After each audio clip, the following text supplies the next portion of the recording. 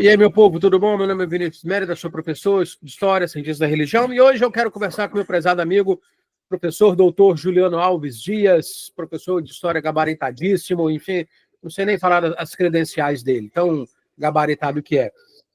Eu peço que você se inscreva no nosso canal, que você dê seu like, compartilhe esse vídeo, porque, enfim, hoje eu quero fazer uma série de perguntas ao nosso convidado.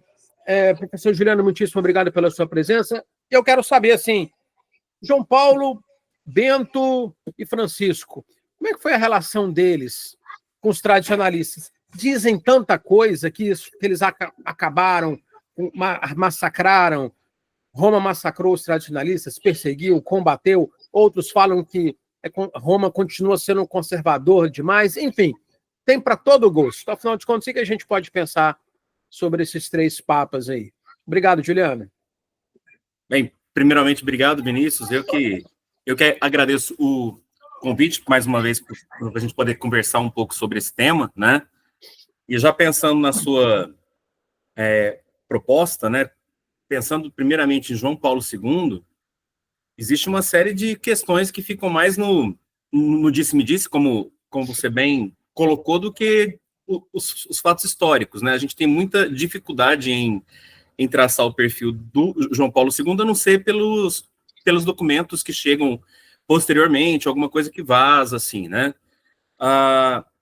João Paulo II, ele, ao contrário de Paulo VI, né, que parece ter sido muito mais fácil do Monsieur Lefebvre, no caso, quando ele começa o seu movimento se impor, né, alguns jornalistas chegam a levantar o fato de que no encontro em que o Lefebvre teve com o Papa João Paulo II, ele não saiu tão contente assim, né? Ele teria saído nervoso, sem dar entrevista, como ele fazia após sair das reuniões com Paulo VI e tal.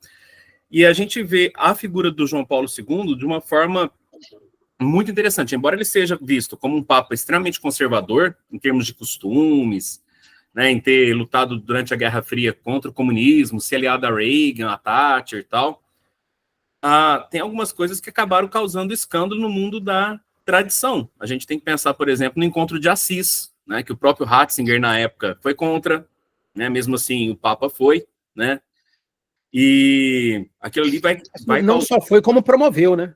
Exato, aquele causa um escândalo muito grande, né, e aí, grande parte, é muito interessante, porque a reação, né, uma das justificativas, né, que a gente tem para o Monsieur Lefebvre sagrar os 4 bispos, está diretamente relacionado a esse escândalo, né? Se a gente for pensar que foi muito além do ecumenismo, e acabou caindo numa visão assim quase que irênica, né?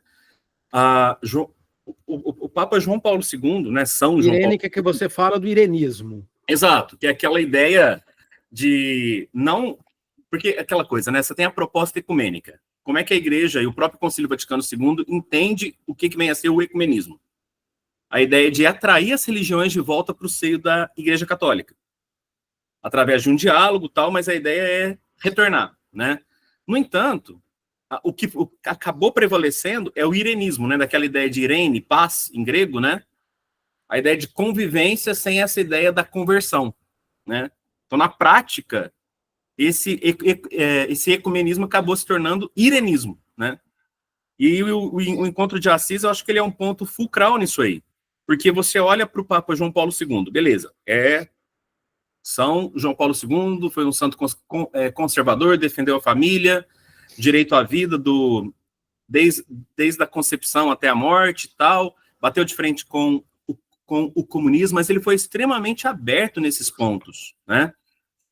Ele tinha como prefeito da Congregação para a Doutrina da Fé o Ratzinger, que barrou muita coisa, inclusive se opôs a ele em muitas coisas, né? Mas por obediência acabava acatando.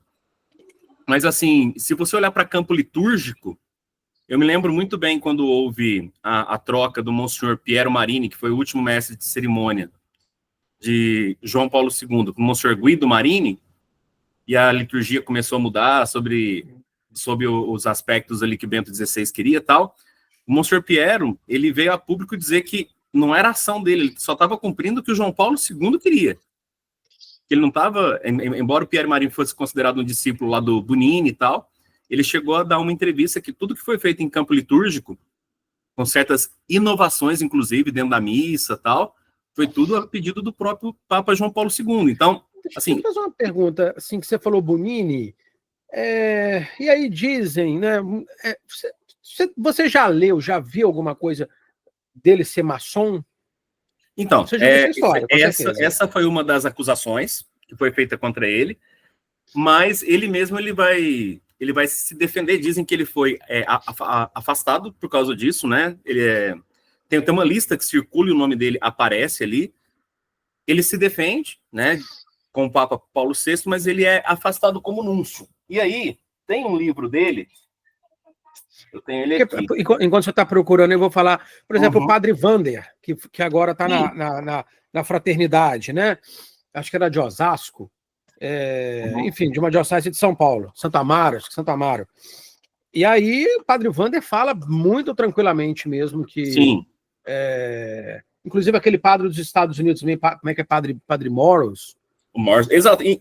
Inclusive, eles lançaram livros recentemente sobre esse assunto, né? E aí eles acusam, de fato, o Bonini de ter sido maçom, mas nesse livro aqui, esse livro foi publicado pela Paulus Paulinas e pela Loyola em conjunto. Sim. Nesse livro, ele descreve como é que foi feita toda a reforma, desde o breviário, né, até a missa de 69. E ele se defende, ele fala, olha, isso foi uma calúnia.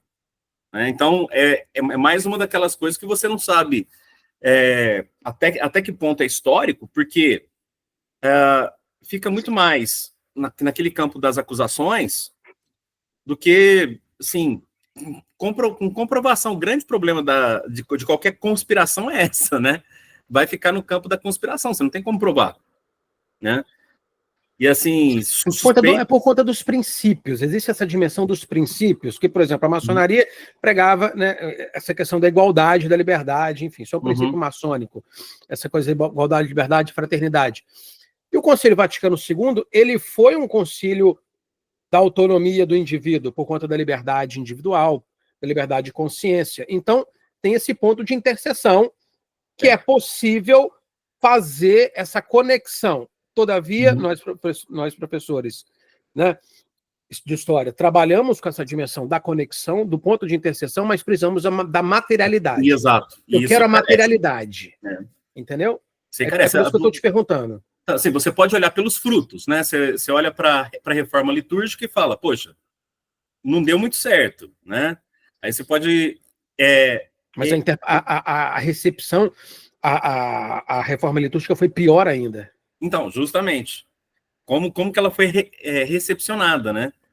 E aí, você tem livros do começo do século XX, como a Conjuração Anticristã, que faz uma denúncia disso também, de uma possível infiltração, né, até chegar no topo da hierarquia e a partir dali desmontar por dentro, né? Mas é aquela coisa. A gente sabe que esses levantamentos, né, correm o risco, assim, para a gente que é historiador, aceitar só como teoria é uma coisa. Agora, a gente precisava das fontes, né? De uma comprovação disso, e não existe, né? A gente carece disso. Como é que agora, você pode ver frase, né? Como é que é? Alguém disse assim, num desses processos jurídicos aí agora, da Lava Jato, enfim, não temos provas, mas temos evidências, interpretações, um negócio assim.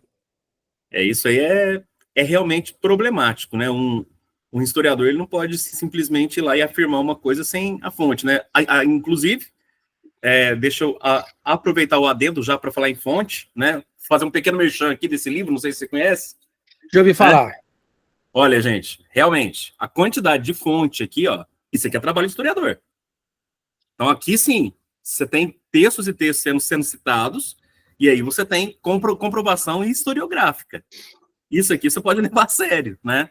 A última informação que eu tive desse autor aí é que ele estava desmamando do Rivotril. Você sabe que uma tese consome dá muito trabalho, né? E a última informação que eu tive do autor aí é que ele escreveu essa tese no Rosário e no Rivotril, E o Rosário não tinha deixado, mas o Rivotril já estava deixando. Agora que pariu o filho, fica mais calmo. Isso. Não, mas realmente, né, para a gente que lida com a história, cada frase que você diz, você tem que comprovar por que você está dizendo aquilo, né?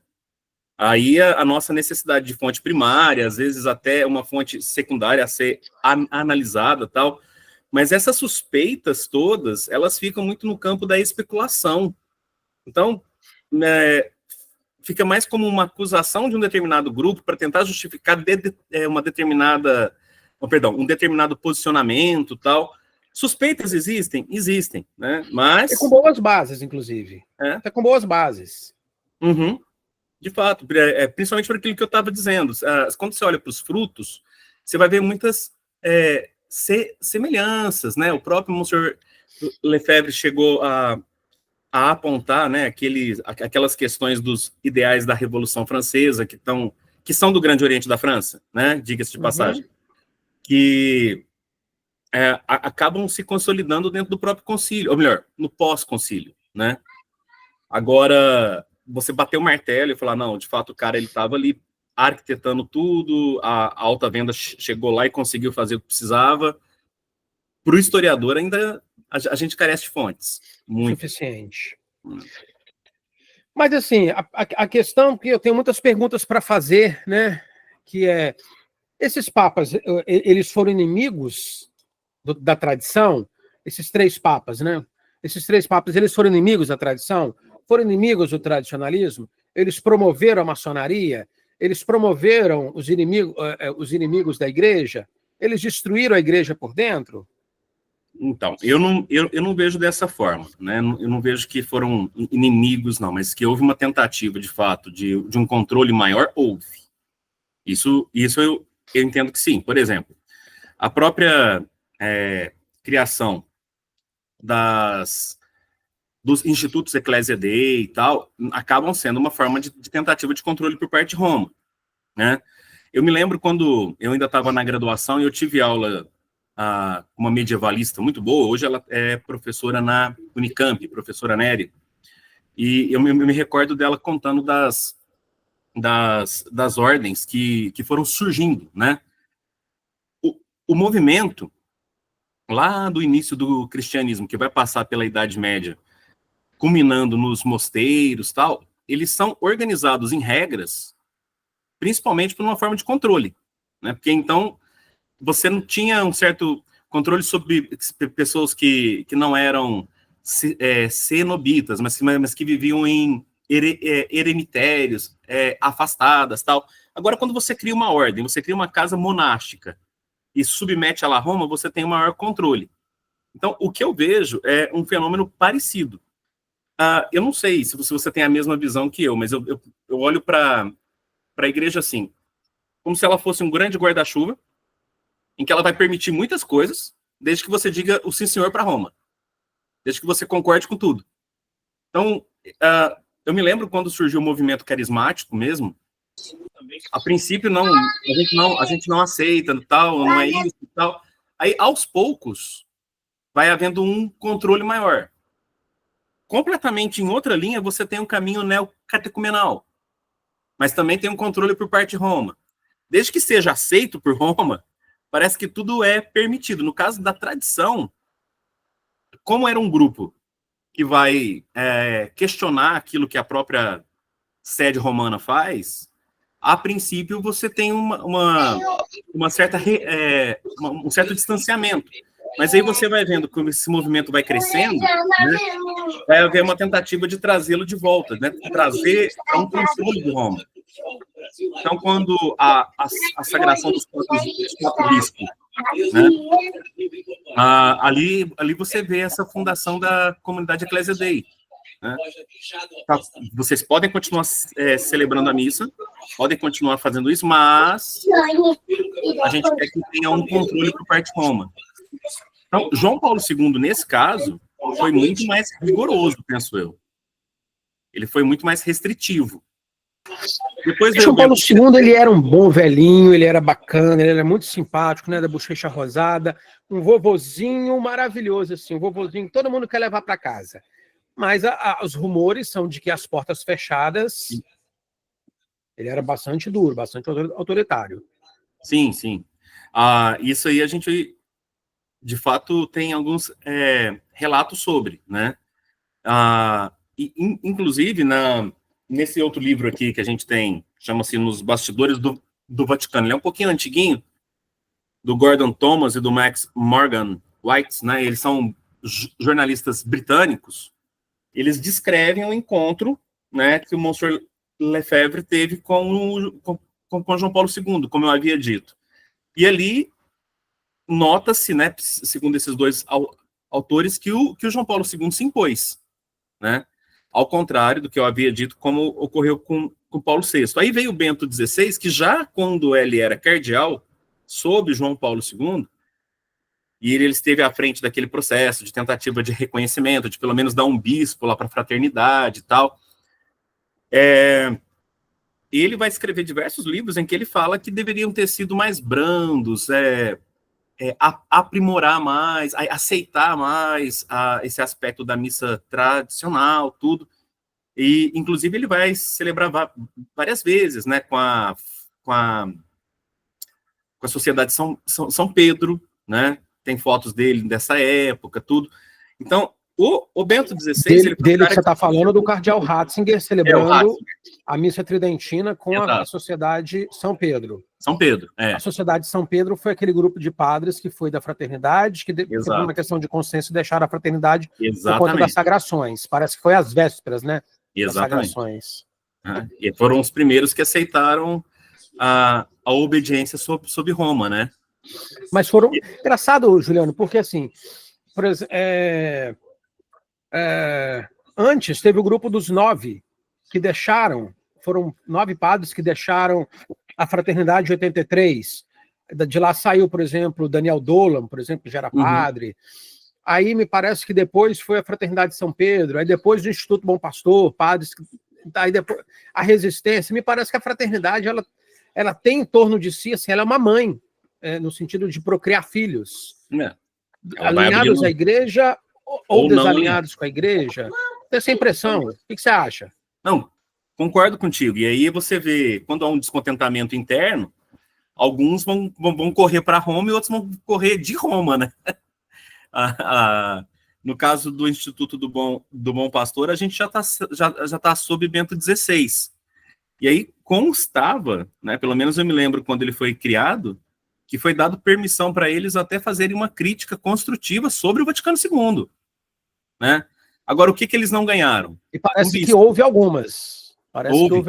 Coisa essa que a administração apostólica não fez. Não fez. Assim, foi os exageros, a missa rock and roll, a missa do samba, mas muito mais. Mas não há críticas sobre documentos, né? Direto assim, sobre os documentos do próprio concílio.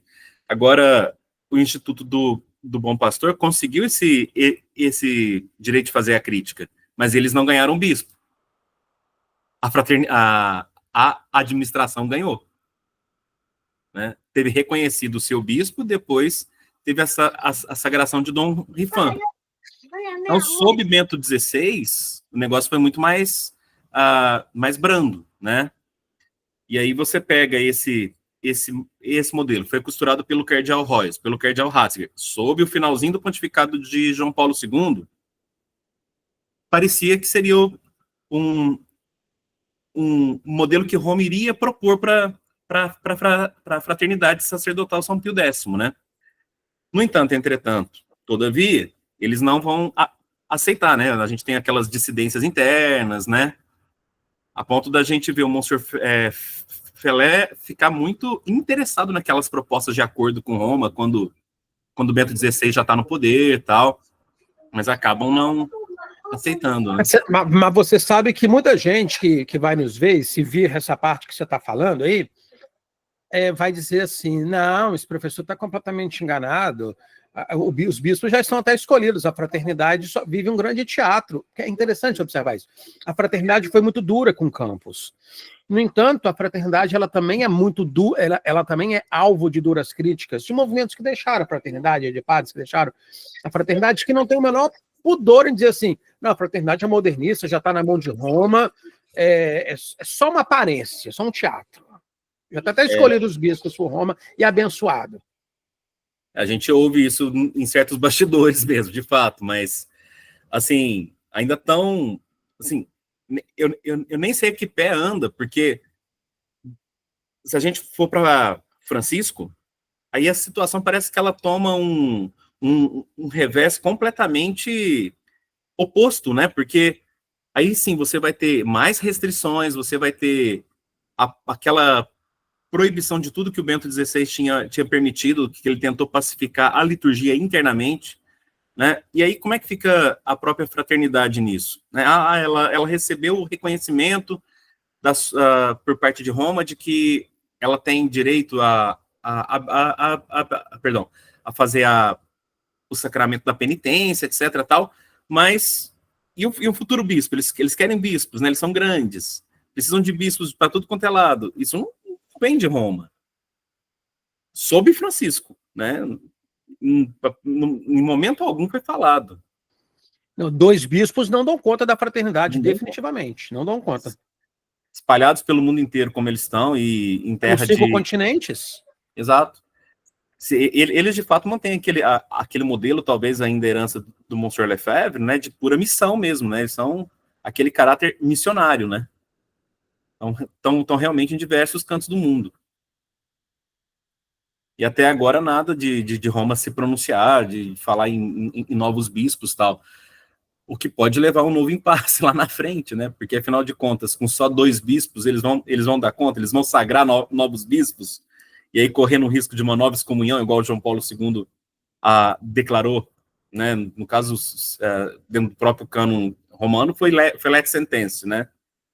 Porque ordenam sem mandato pontifício. A fraternidade está numa encruzilhada, porque, assim, eles levam em consideração a relação com Roma, eles levam em consideração essa questão da excomunhão, enfim, isso tem um peso para eles. As próprias negociações com o Dom Lefebvre, parece que o Dom Lefebvre sagrou assim, vou sagrar bispo, acordei, vou sagrar bispo, e dane-se Roma. Foram anos e anos e anos de diálogo, a fraternidade é muito prudente. O bispo Richard Williamson não agiu da mesma maneira, se ele foi sagrando, ele entendeu, Roma é herética e pronto, acabou, eu não devo obediência a Roma e eu vou sagrar os meus bispos mesmo, e ok. Fraternidade é bem mais tranquila nesse aspecto, mas também, por outro lado, existem diferentes alas, porque as pessoas entendem, o tradicionalismo é um pacote só, bota tudo no mesmo pacote e pronto, acabou. A própria fraternidade tem as suas diferentes linhas, por exemplo, tem padres na fraternidade que deixaram a fraternidade porque ela não estava reordenando, ou melhor, ordenando sob condição, né? Uhum. Ordenando sob condição, termo correto. Então, entende? Outros entendem, não, foi sagrado pelo rito de Paulo VI, é válido. Outros entendem, não é válido, é preciso ordenar sob condição.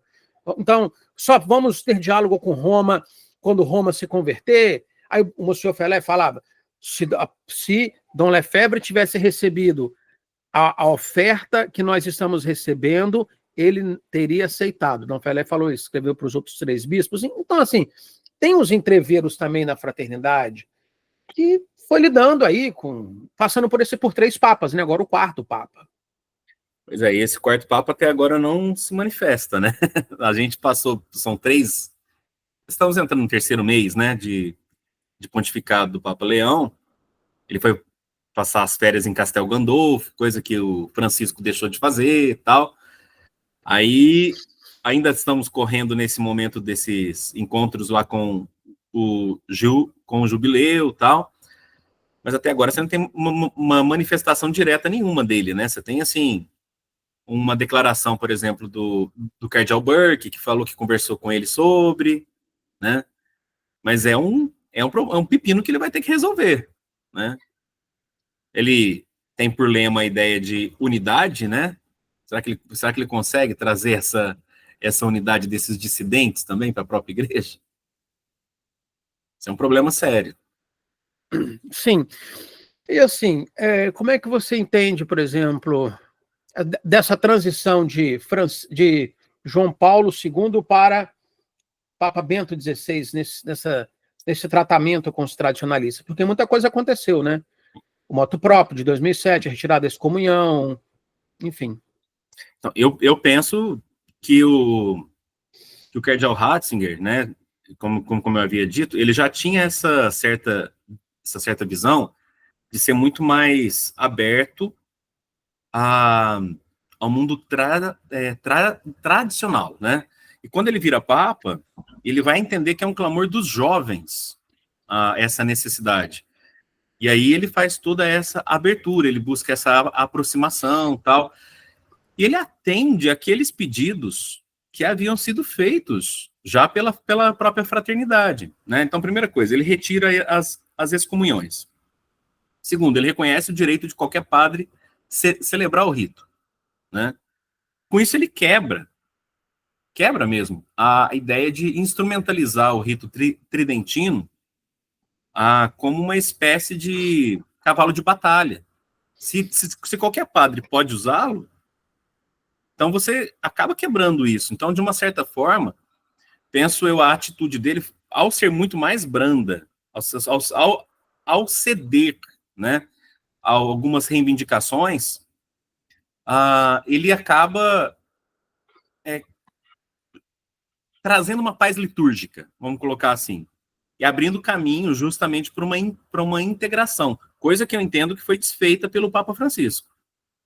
Completamente desfeita. Não, nós falaremos sobre isso, porque isso daí me parece uma atitude bastante equivocada de Francisco, por conta de um motu próprio que os bispos apontaram para o sul, foram interpelados, as conferências apontaram para o sul, no entanto ele agiu como se tivesse apontado para o norte. Isso acaba colocando mais lenha na fogueira, né? Se, com Bento XVI, você tem a possibilidade de acalmar tudo isso, abrir um caminho para uma conversa mais calma, né? As pessoas pararem de guerrear em torno da missa, tal, a atitude de Francisco, que foi legitimada, segundo ele, porque a missa era utilizada como um cavalo de batalha, só aumentou, né? Porque aí você vai ter um descontentamento geral. Se você cata textos do Bento XVI, ele vai descrevendo como há necessidade de que uma forma auxilie a outra, né? Tem alguns pronunciamentos dele que foram retomados posteriormente, em que ele fala, não, um dia talvez a gente chegue num único rito, tal, mas, exemplo, ele chega a citar talvez o uso de alguns novos prefácios, né, que foram desenvolvidos no pós-concílio, tal, mas a estrutura do cânon romano ele entendia que deveria ser mantida, a ideia da missa versus Deum, o uso do latim, do canto gregoriano, tal, todas aquelas características. O cerne da questão também está no texto do ofertório, então, que ele não reformou. Exato, mas aí vem aquela grande questão, né? O texto do ofertório da missa tridentina também nem sempre foi o mesmo, né? Ele veio mudando com o tempo para justamente dar mais esse caráter sacrificial, ou sacrificial, como preferem alguns, para o rito da missa, né?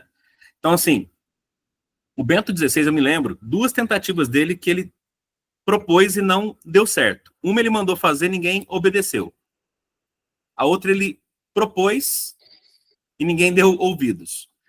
Uma delas foi que toda a tradução do missal não é pro hominis, é pro multis. Então, a gente pega a missa, você vai à missa no rito novo, em português ou em italiano, está lá durante a consagração do cálice, né, que é entregue por vós e por todos. Não, é pro multis, é por muitos. Bento XVI deu a ordem para que isso fosse corrigido. O Brasil entrou na sua 3ª edição típica do Missal Romano, teve algumas mudanças em algumas traduções de orações, mas nessa parte, que é o cerne da missa, não teve, né? As pessoas fizeram ouvidos moucos ao que o Bento XVI propôs. Propôs não, deu a ordem. Agora, o que ele propôs nem sequer foi ouvido. Eu me lembro dele ter proposto para que houvesse um pensamento sobre deslocar a paz de Cristo daquele momento após o Pai Nosso, né, antes do Cordeiro, para próximo do ofertório, como em algumas outras liturgias ocorre e tal. justamente para não quebrar o ritmo da missa. No ofertório, eu tive a felicidade de participar de uma missa na Itália, na Catedral de Milão, e me pareceu bastante estranho. O rito milanês. Assim, Santo Ambrósio, né? Rito ambrosiano. Mas a paz de Cristo era depois do ofertório. Exato. O Bento XVI chegou a propor que isso fosse tomado como exemplo. Agora tem um pequeno detalhe. O rito ambrosiano que se celebra hoje, ele também passou por reforma no pós-Vaticano II. Ele também teve mudanças, né? E é um dos poucos ritos que ainda perdurou depois de Trento. Mesmo assim, ele chega e sofre mudanças no pós-Vaticano II. Essa expressão litúrgica também mudou. Mas isso aí que foi proposto por ele nem sequer foi dado ouvidos, né? E aí você olha, assim, houve muita resistência à atuação dele, né? Ele tentando se aproximar desses setores, no entanto, você ainda via pessoas boicotando mesmo o que ele propunha, essa aproximação, tal, sempre mal entendida, principalmente depois daquelas declarações que o Monsenhor Richard Williamson deu, né? Parece que foi quase que casado, né? Levanta as excomunhões, ele dá aquelas declarações que tendem a serem acusadas de antissemitismo, né?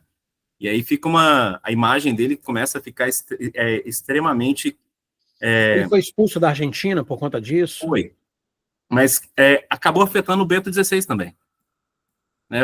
Você acabou de tirar a excomunhão desse bispo que está falando dessas coisas e tal. Então ficou extremamente complicado para o Bento XVI nesse quesito também. Ali tem um biógrafo do Bento XVI que vai falar, a partir dali ele começa a se desgastar. Eu acho que o Bento, não sei, porque naturalmente é o seu ponto de vista que eu quero ouvir, mas eu gostaria de expor alguns pensamentos. Eu ouvi o seu comentário, mas eu acho que o Bento foi um cardeal forte, mas um papa mais fragilizado. Eu tenho essa impressão. Eu sinto isso também, porque enquanto ele está agindo nos bastidores, ele está dentro da Congregação para a Doutrina da Fé, e aí ele atua, ele pode convocar certas pessoas, né, a apontar alguns erros, ele está sob o guarda-chuva do João Paulo II. Quando ele assume, para mim, ele vira papa, e era um papa extremamente frágil, até em termos de compleição física mesmo, a forma como ele fala, uma fala muito mansa, né? É muito diferente de quando você pega um João Paulo II, que vem do teatro, que vem da filosofia, e ele se impunha, né? Aquela força na voz, na oratória, que muita gente pegou o João Paulo II só velhinho, né? Mas quando ele era jovem ali, e ele vai dizer o non habeat paura, né? É de uma força aquilo, né? Você pega discursos dele, mesmo quando ele é vaiado lá na Nicarágua, ele manda o povo calar a boca, na cara dura. Silêncio, silêncio, a primeira quem quer a paz é a igreja. Né? Num espanhol muito forte também, né? Então, assim, eu penso que o Bento XVI, a grande problemática dele é que, a meu ver, e aí é uma opinião extremamente pessoal, ele chegou a ser até um pouco ingênuo. Ele tinha muito esse tom professoral, né, de achar que gradualmente você vai ensinando e as pessoas vão assimilando aquilo, e que chegaria em um determinado momento, todo mundo iria entendê-lo, né? Sempre com a fala mansa, né? Havia uma certa entonação na voz dele que era constante e tal.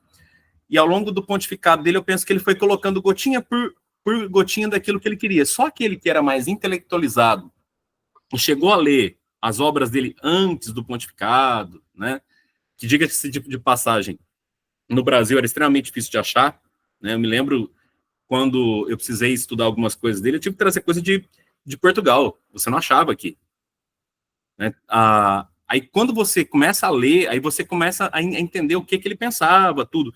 Mas para aquele fiel comum do dia a dia, né? sem esse contato com a intelectualidade, dos escritos dele mesmo, as ações dele muitas vezes passaram sem serem entendidas, né? A própria o próprio uso das vestes litúrgicas, né? Ele vai retomando uma série de vestes litúrgicas que são da época de antes do concílio. As pessoas não conseguiam entender por que ele estava vestindo aquilo. Tanto veste litúrgica quanto veste não litúrgica no seu dia a dia. Tal. As pessoas se espantavam com aquilo, não estavam acostumadas com aquilo. Então você vê ele tentando criar uma mentalidade, um imaginário tal, que retomasse esses aspectos e não sendo compreendido. E aí eu penso, repito, é uma opinião extremamente pessoal, nesse caso eu acho que ele foi um tanto quanto ingênuo, né? Quando ele abdica, né? Quando ele abre mão do próprio pontificado, ele achou que ia ter continuidade do que ele estava fazendo, né? Vai assumir alguém completamente oposto a tudo que ele propôs, né? Então, nesse sentido, eu penso que o Bento XVI foi muito mais próximo da tradição, entendia que seria um processo gradual, que seria possível haver uma educação em cima disso, dar o que ele chamava de hermenêutica da continuidade, mas ela seria aos poucos, né? Em conta-gotas. E ele ficou 8 anos batendo nisso, né? 8 anos, muito devagarzinho, né? Você pega é simples, você pega as primeiras fotos de pontificado dele, né? Você vê que ele está no campo litúrgico seguindo exatamente aquilo que já era preparado pelo Monsenhor Piero Marini. Aí a hora que ele começa a atuar é a hora que ele troca o cerimoniário. Aí ele começa a agir de uma outra forma, aí ele começa a trazer elementos litúrgicos que ele entendia aquilo como uma catequese, né? Ele sempre repetia muito o adágio da lex orandi, lex credente, né? Então a forma ali externa, segundo ele, poderia aproximar. E aí, se há essa aproximação, veja, do rito de Paulo VI, externamente, com o rito tridentino, penso eu, né, seria uma forma de você mostrar que é o mesmo sacrifício, é a mesma missa, né? Então ele estava tentando tirar justamente essa pecha, né, do rito de Paulo VI de ter rompido completamente com a tradição. Mas repito, a meu ver, né, não deu tantos frutos assim. Mas é interessante, você está falando sobre isso aí, desses cuidados do Bento XVI. Eu estava conversando com o padre Ernesto Cardoso, tem uma live dele sobre isso aqui. Ele fala exatamente isso, que isso são, por isso que eu te pergunto assim, se o Bento XVI também pretendeu destruir, serpentear a tradição, ou as linhas tradicionalistas, ou os tradicionais, enfim, o nome que você quiser dar, ou cismáticos, etc. Os adjetivos são os mais variados para os mesmos grupos. Mas Padre Ernesto e outros padres também dizem assim, o Bento XVI, ele enganou a fraternidade com esse discurso tradicionalista, tradicional, conservador, estética de conservadorismo, mas ele mantinha a essência revolucionária do concílio. No final das contas, sob estética conservadora, ele pretendeu engambelar a fraternidade e conseguiu. Por isso nós deixamos a fraternidade. Bom, eu entendo esse ponto de vista, mas eu não comungo dele, eu não concordo. Tem um livro que eu vou apresentando as ideias e você o contraponto. Tranquilo, tem um livro que é do Monsenhor Klaus Gamber, é um alemão, né? Eu penso que o Ratzinger se inspirou muito nele, se chama A Reforma da Liturgia Romana. Nesse livro, ele propõe que haja, a princípio, a ideia de 2 formas rituais, que foi justamente isso que o Bento XVI falou no Summorum Pontificae. E que um dia essas 2 formas acabam se mesclando em uma única, né? E aí uma auxiliando a outra. E aí, o que ele faz? Nesse livro, o Gamber, ele vai mostrar tudo aquilo que ele aponta de que foi errado na reforma pós-Vaticano II. Ele destaca aquilo que há de positivo, segundo ele, no rito tridentino, e aí a gente vê exatamente o Bento XVI fazendo isso. Então, aquela ideia da centralidade, né? Do que é o Oriente, para onde que a gente celebra, voltado para Cristo, né? Então, a cruz no centro do altar, já que o altar não está mais colado, beleza. Ele não está mais lá no retábulo, né? De frente para a parede, então a cruz pelo menos tem que ser colocada no centro. Então, aos poucos, ele vai tentando recuperar esses elementos. Depois que eu li esse livro, que é bem anterior ao Bento XVI, a primeira edição dele, em inglês ele saiu em 93. Em inglês ele saiu em 93. Eu falei, bom, o Bento XVI com certeza deve ter lido isso aqui em alemão, né, quando ele ainda era cardeal Ratzinger, né? Você vê isso dentro do Sumorum Pontífico. Ali está claro que o rito romano é único, mas no momento ele está com duas formas. A ideia lá na frente, quem sabe, era uma única forma ritual. Aí os grupos que fazem a crítica a Bento XVI nesse sentido vão dizer que ele está tentando enganar a fraternidade, mas a gente tem que lembrar também que a gente tem aquela forma, que foi a primeira forma de tentativa de reforma do rito romano, já no final do concílio, né? Ali em 65, que ainda mantém a maior parte dos elementos do rito tridentino, mas faz algumas inovações. A meu ver, a ideia era chegar em algo próximo a isso. Talvez até na questão do ofertório que você mencionou, né? Porque uma das coisas que é Por conta dessa questão judaizante, né? A questão do ofertório, então, essa influência do trabalho. Fazer só aquela ação de graça judaica que está nele, né? Aí, se você for... Porque, de fato, no Antigo Testamento, as oferendas são frutos do trabalho humano. Exato. E no rito tridentino tem essa dimensão da hóstia que vai se tornar o sacrifício da salvação dos vivos e dos falecidos. Ela é mais completa, sim. E tem um outro detalhe, né? Não sei se você já reparou isso, é um aspecto mais teológico, né? Nas liturgias orientais, você tem dentro das anáforas, né? Dentro das orações eucarísticas, uma invocação para o Espírito Santo. O cânon romano não tem uma invocação para o Espírito Santo. O cânon romano não tem. Onde que está a invocação do Espírito Santo? No ofertório da missa tridentina. É nele que você tem. Então, se você, por exemplo, está celebrando a missa de Paulo VI, com o ofertório do Paulo VI, e vai celebrar a oração eucarística 1 hoje, que é o antigo cânon romano, mudado, inclusive, em certos trechos, não tem invocação ao Espírito Santo. Né? Ele deixa de lado ali.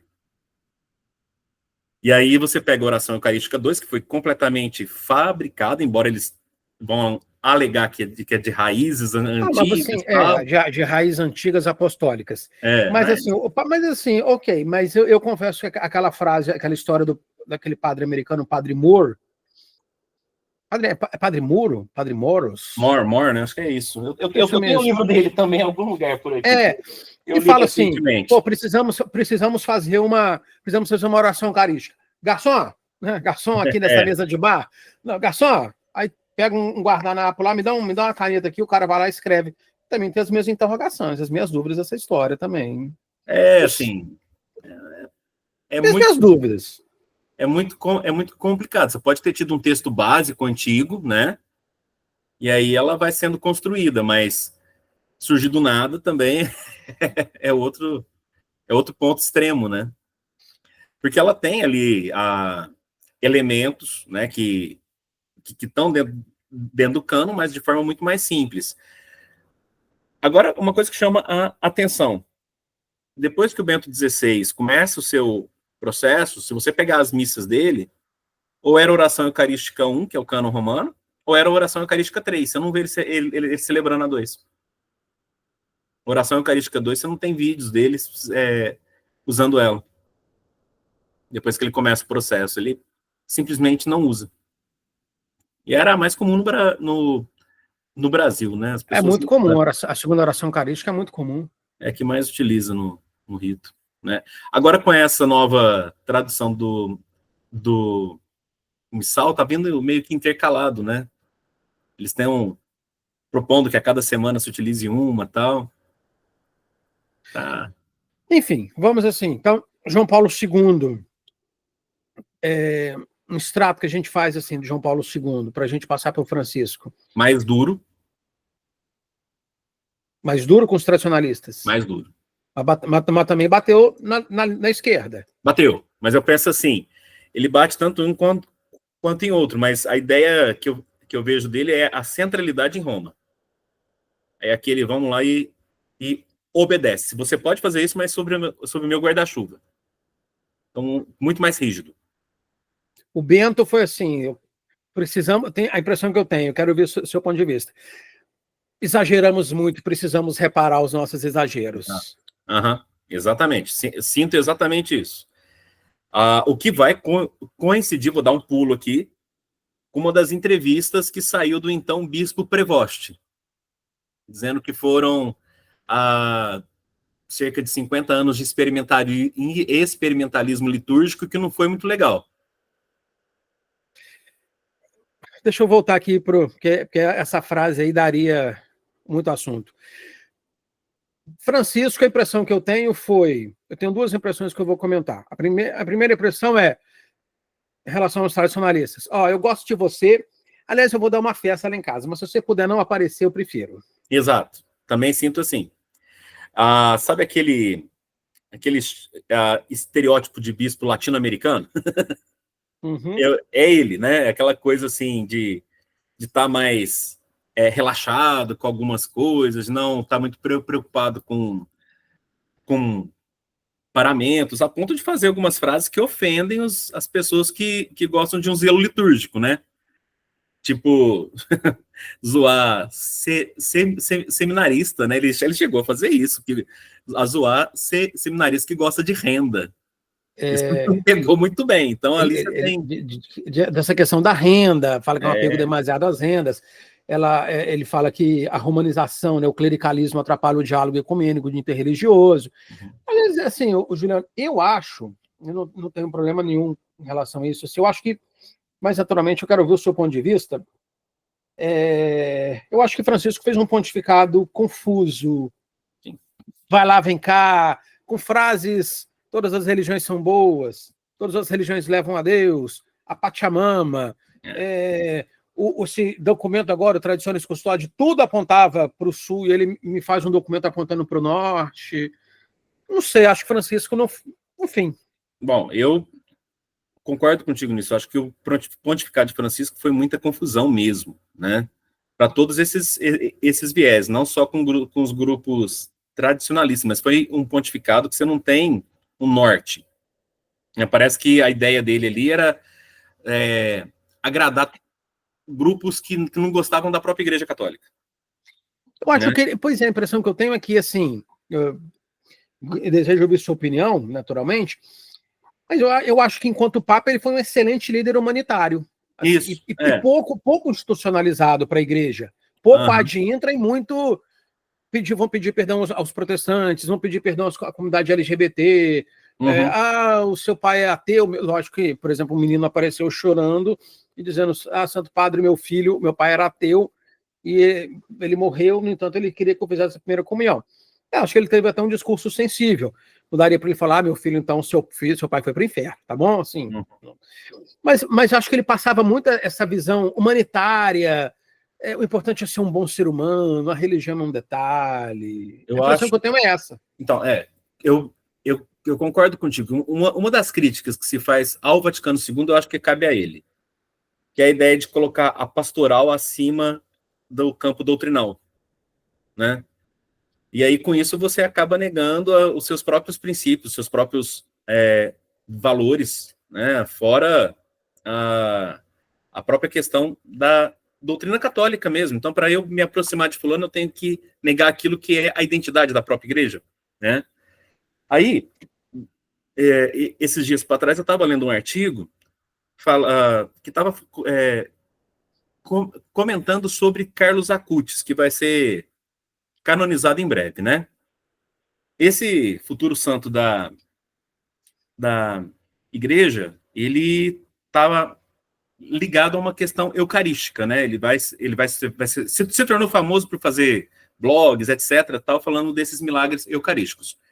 Aí isso me fez me deparar com um artigo falando sobre um teólogo italiano chamado Andrea Grillo. Não sei se você já ouviu falar dele. Sim, já vi. Dizem que era ele que estava por trás de todas essas questões lá do Francisco, que o auxiliava nessa questão da bênção lá, que foi proposta. Esse documento também, assim, um vai lá, vem cá, porque, por exemplo, se você, a impressão que eu tenho é o seguinte, ó, a partir de hoje você pode abençoar casal homoafetivo.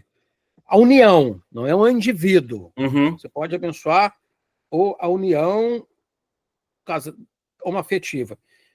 Parece que a igreja está dizendo, ó, deixou de ser pecado e está tudo certo. Exato. Então, e aí, esse André Grillo, pelo que eu fui ler, né, que aí eu fui atrás, por que esse cara tá fazendo uma crítica à canonização do Carlos Acutis? Aí eu fui ver, ele estava criticando a ideia de eucaristia do Carlos Acutis, dizendo que ele foi mal educado.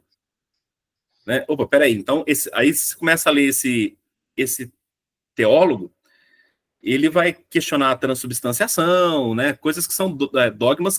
Mas esse teólogo, ele é católico, né? Então, detalhe, ele trabalha numa universidade em Roma, se não estiver enganado, é o Santo Anselmo. Ele dá aula no Santo Anselmo. E aí você... Mas é muito comum, vamos falar sério, assim, então, é muito comum ver teólogo que a Eucaristia é simbolismo. Frei Beto fala abertamente, e sim, falou, e tá tudo bem, assim. Não, é o pão eucarístico, é o pão dos pobres. Frei Beto falou isso, e falou, e tá falado, e tá tudo bem, e ponto. Isso então, acontece muito na igreja. Mas aí você fica como, né? Você abre mão de tudo aquilo que a igreja prega para agradar que grupo? E hoje você agrada esse grupo, depois vai vir outro, vai vir outro, vai vir outro. A igreja, ela perde aquele sentido de identidade e a sua própria unidade, né? Aí você entende essa... Mas aí você se torna inclusiva. Mas ao mesmo tempo exclusiva. Por quê? Se você está ali querendo, eu estou colocando determinado grupo aqui, você vê a grande fuga que você teve durante o pontificado de Francisco dentro do seio da própria tradição. É um momento em que as pessoas vão se tornar mais radicais, porque você tem uma resposta àquilo, né? Claro. Então você tem um aumento muito grande, por exemplo, das correntes sede-vacantistas. Sim, Francisco promoveu muito bem as correntes. Aí você fala, opa, peraí. Então, que atitude é essa, né? O Papa Francisco, ele quer incluir, mas ele quer incluir quem? É quem não está dentro da própria igreja.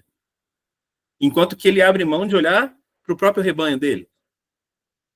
Nós somos a igreja da misericórdia. E a misericórdia com os tradicionalistas? E a perseguição que a gente viu que ele fez, por exemplo, com os franciscanos da Imaculada. Cardeal Burke. Exato. E os grupos que foram todos ali perseguidos durante, falando de grupos de ordem religiosa, sobre a então batuta do cardeal Braz de Avis, que é brasileiro. Quantos grupos foram ali perseguidos? Passaram por inquéritos, passaram por investigações, tudo sob o pontificado de Francisco, né? Então vamos nos abrir, tá? Mas ele tá aí a gente tem... Me parece bastante claro, assim, isso que o Papa Francisco pensava, assim, olha, eu gosto de vocês, vou dar uma festa hoje, mas se você puder não aparecer, eu prefiro. Assim, por exemplo, uma semana antes, sei lá, uma semana não, mas alguns dias antes, cardeal, como é que é o nome dele? O português, lá, o bispo português, lá que lembro. disse, não queremos converter ninguém ao catolicismo, queremos ter uma consciência ecológica, humanitária. Semanas depois foi feito cardeal, nomeado cardeal. Ora, a nomeação de cardeal é uma promoção. Exato. É um assim, cara, você fez um trabalho bacana, hein? Legal, vou te promover aqui.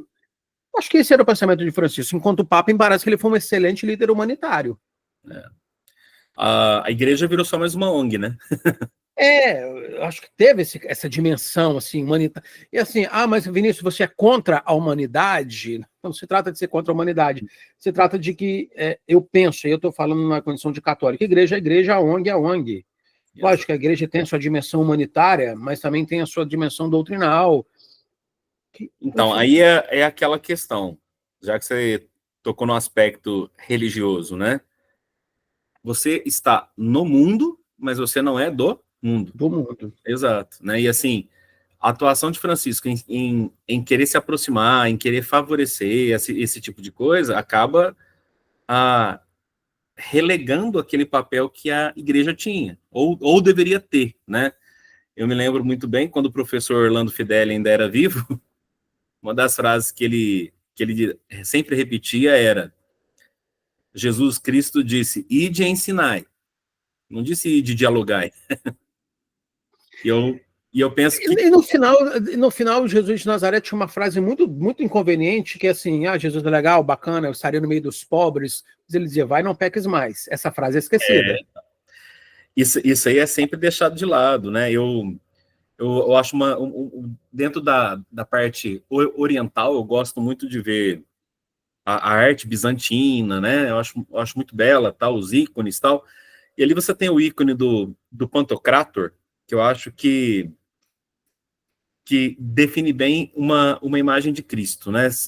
Você olha, uma face é de um jeito e a outra face é de outro, né? Uma é a face da misericórdia, a outra é a face do julgamento.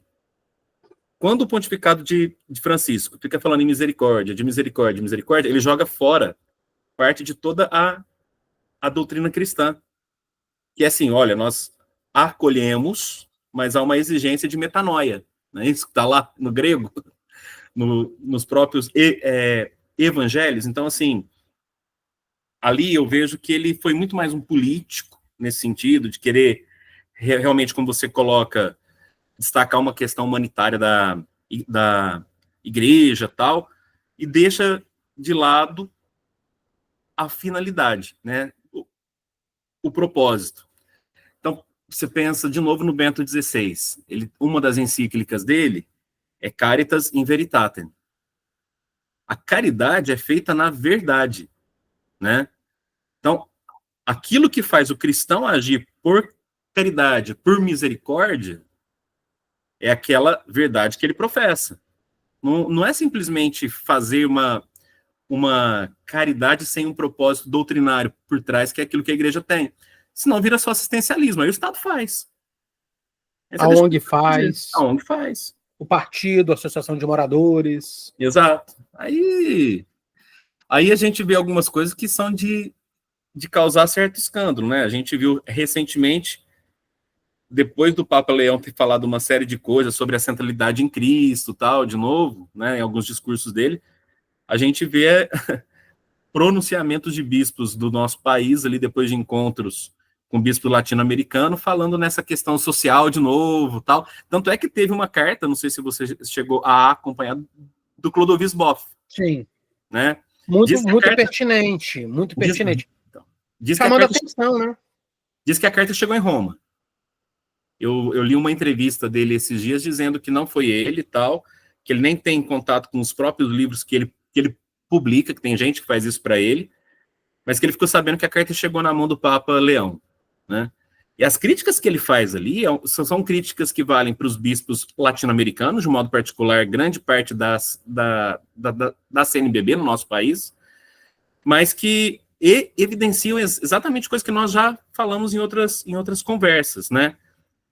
Uma igreja preocupada demais com questão ecológica, preocupada demais com questão social, com não sei o que, parece que afasta as pessoas.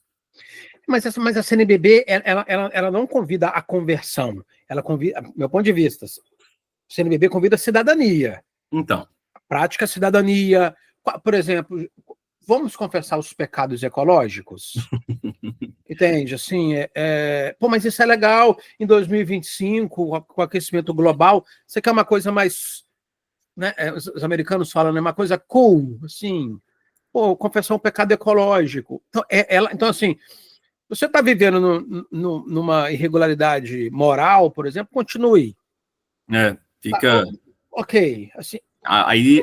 Os bispos recomendando ninguém para confessionário. Eu estou falando como católico, não é como cientista da religião, não, nem historiador. Estou falando na condição de católico. Não vejo bispo convidando as pessoas a vai para o confessionário, etc. Assim, vejo essa dimensão da consciência ambiental, social, humanitária. É importante, né? Porque não dá para ser também estou no mundo, mas não sou do mundo, mas aí eu vou viver nessa dimensão de condenação, carrancudo, não se trata disso. Não. Mas essa dimensão da graça e do tempo presente, assim... Não. Você fez um vídeo recente esses dias, pouco tempo depois de eu ter lido a matéria em jornal, você vai ver como é que estão os seminários, né? Aí você estava mencionando em um dos seus vídeos lá o seminário do Dom Antônio Castro Keller, né? De Frederico Westphalen. Lotado, tá cheio. O que ele tem de diferente? Zelo litúrgico. Mantém aquele zelo litúrgico que Roma sempre teve, né? Ou deveria ter, né? E aspectos muito claros em termos doutrinais. Eu me lembro que o Dom Antônio, por exemplo, quando teve aquele escândalo de uma campanha da fraternidade aí, que substitui a Quaresma, ela foi de caráter ecumênico, não sei se você se recorda, tal. Sim. Na diocese dele, ele falou que não ia ter aquela coleta do Domingo de Ramos, ponto, acabou e não ia fazer. Porque depois ele conversava com os irmãos bispos dele. Então, ali você vê frutos, olha, é claro o que a gente segue, né? E aí, de novo, aquela frase, né? Enquanto você ainda tem, por exemplo, Francisco, que é um elemento da teologia do povo, aqui no nosso país, a teologia da libertação. Ele, para mim, é um resquício disso ainda. Isso acaba afastando o próprio católico. Ele fala coisas que não chegam ao ouvido de todo mundo, né? Mas dizem respeito a um grupo ali dos anos 70, né? Acaba falando para aquele grupinho, né? Essas preocupações, enquanto que o jovem, ele está lá em busca de um cerne, de um rumo, né? De um sentido para a própria existência, que antes era fácil de você ver na doutrina católica, nos pronunciamentos dos papas, no rigor de certos bispos. Parece que Francisco flexibilizou isso, daí me parece que a Traditionis Custode, né, guardião da tradição, foi bastante simbólico, bastante evidente, assim, ó, se a gente puder acabar com esse negócio de missa tridentina, fica melhor, vamos... só o rito de Paulo VI mesmo, enfim, a impressão que eu tenho é isso, sim. E o pior, assim, que eu vejo também, está no próprio título, né? É de uma ironia gigantesca, né? Sou o guardião da tradição. Como? Vou destruir a tradição. Eu sou guardião da tradição, restringindo o máximo que eu puder. Exato, fica extremamente complicado, né? Parece que foi meio proposital a escolha desse nome aí, para título dessa encíclica. Eu achei extremamente mau gosto.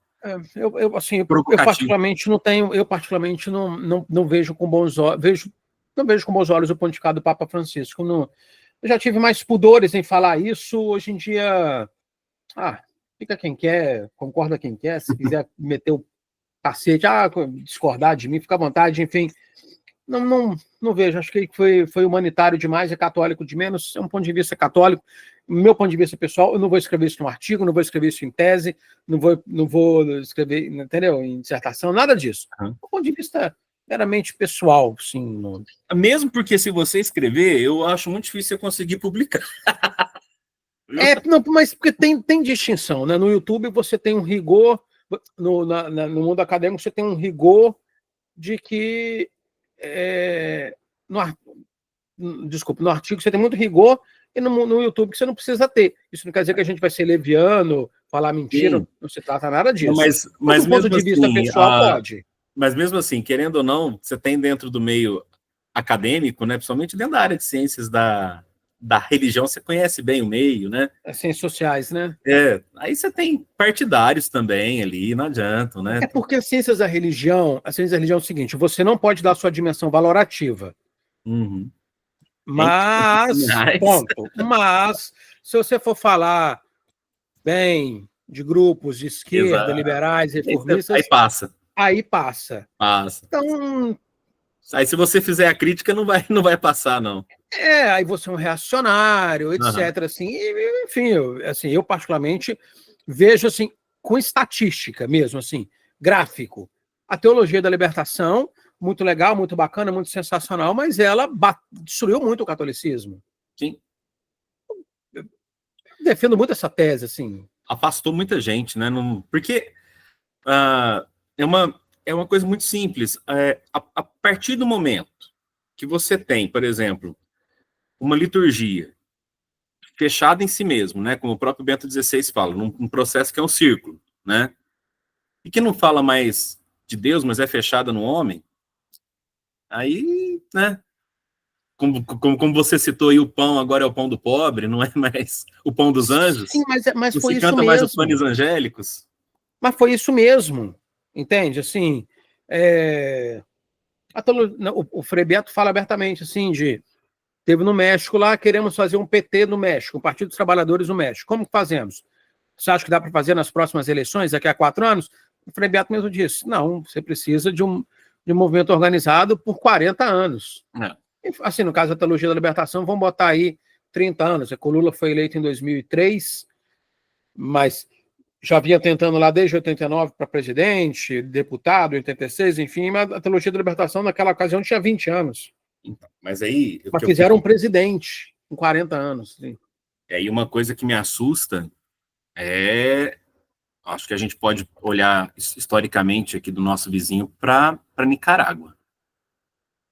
Você tem e aí eu vou lembrar de João Paulo II de novo.